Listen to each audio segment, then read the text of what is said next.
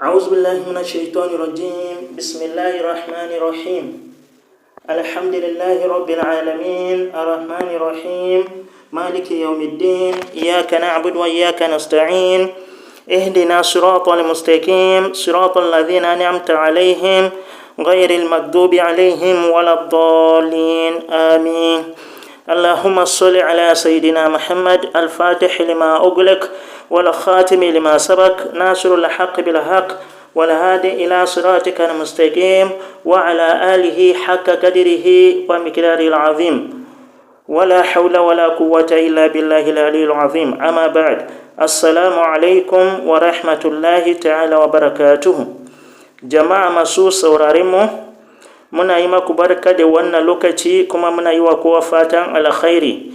Muna addu'a muna roƙon Allah da dukkanin bukatunmu na alkhairi. Ya Allah Ubangiji ka biya mana dukkanin abin da ya fi ƙarfinmu. Allah Ubangiji ka iya mana. Ya Allah ka ba mu lafiya da zaman lafiya don darajar Sayyidina Muhammadu Rasulullahi sallallahu alaihi wasallam. Jama'a masu sauraronmu, abin da muka zo maku da shi a yau shine sirrin kasuwa. Idan kana so ka tara jama'a a waje kasuwancinka, insha Allah idan ka aikata wannan sirrin, Allah Ubangiji zai hore maka mutane, za ka samu jama'a. Abinda ya samu ka dan soko irin waɗannan sirka kwanan nan, domin akwai waɗanda suke yin kokai akan al'amura kasuwanci wai ba ciniki. Insha Allah idan kana so mutane su dinga garzo zuwa wajenka ana ta siyayya, ko namiji, inda kai namiji ne kana harkar kasuwanci, ka yi kokari ka yi wannan sirrin a wajen kasuwancinka.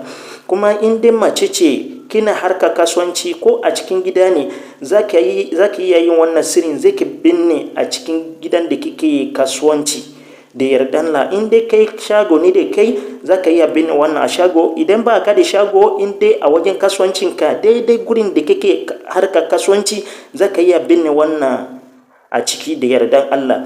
Insha Allah tabaraka wa ta'ala, ba tare da bata lokaci ba, kafin mu je kan bayanin wannan sirri mai albarka, ina waɗanda suke sha'awa karatun falaki, ga dama ya samu, domin Mai Nasara School of Astrology, wato online school, suna so su diba ɗalibai waɗanda za su shiga ilimin falaki na farko. Wannan karatun makarantar nasu ya kasance suna koyar da ilimin falaki daga ilimin falaki na farko zuwa ilimin falaki na 6, wato from Astro 1 to Astro 6. Insha Allah tsakanin wannan lokacin, idan ka shiga tsakanin wannan lokutan da za a yi wannan karatun, insha Allah za ka fahimta menene ilimin falaki, kuma da duk abin da wannan ilimin ya kumsa, kuma da amfani wannan ilimin da yardan Allah. Idan ka gan kana da sha'awar shiga wannan makarantar mai albarka, za ka iya tuntuɓa mu a kan wannan namba wayan mu, ko ka tura mana saƙo a kan WhatsApp na badinmu don neman ƙarin bayani. Kuma wannan karatun zai fara ne ranar 17 ga watan Afrilu shekarar 2024, wato 17th of April 2024. Wannan watan da muke cikin kenan 17, insha Allah karatun zai fara. Allah Ubangiji ya nuna mana lokacin lafiya, kuma ya ba mu sa'a da nasara don darajar Alƙur'ani, don darajar Sayyidina Muhammad Rasulullahi sallallahu alaihi wasallam. Kuma in dai wannan shine farko shigowarka wannan gidan nan mai albarka, dan Allah ayi mana subscribe, a danna mana kararrawa domin shirye-shirye mu ya dinga zo maku kai tsaye idan muka saka. Ayi mana liking, ayi mana sharing don mutane da yawa su amfana da wannan sirri mai albarka. Yadda ake yin wannan sirrin shine kamar haka.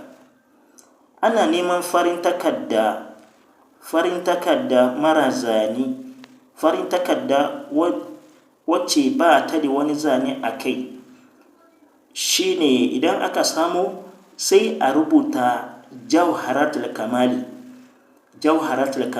wato Allahumma salli wa sallima ala ayni rahmati rabbaniyatu wal yaqutatul mutahaqiqatu zuwa karshe. Idan aka rubuta jawharatul kamali, ana rubuta kafa ɗaya, sannan sai ka rubuta wannan khatimin da kuke ganin nan. Wannan khatimi kamar yadda take, shi ma sai a rubuta kafa ɗaya. idan aka gama yin wannan rubutun amma da bakin tawadda irin na dambe da wanda ake rubuta Qur'ani da shi shine za a yi amfani. Idan aka yi wannan rubutun sai a nade shi da bakin zare da farin zare, da wannan zarika guda biyun za a nade shi laya. Idan aka nade shi laya, sannan sai a sami turaren sandal na ruwa, turare na sanda na ruwa. Idan aka samu sai a shafa wannan turaren a jikin wannan layan, a shafa shi sosai.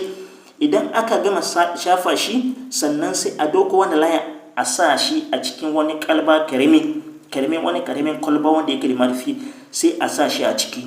Idan aka sa shi sai ka binne shi a wajen kasuwancinka. Insha Allah za ka sha mamaki yadda za ka ringa tara jama'a a wajenka, yadda mutane za su dinga shigowa suna ta siyayya a wajenka da yardan Allah. Za ka iya, in dai kana da shago, za ka iya binne shi a cikin shagonka.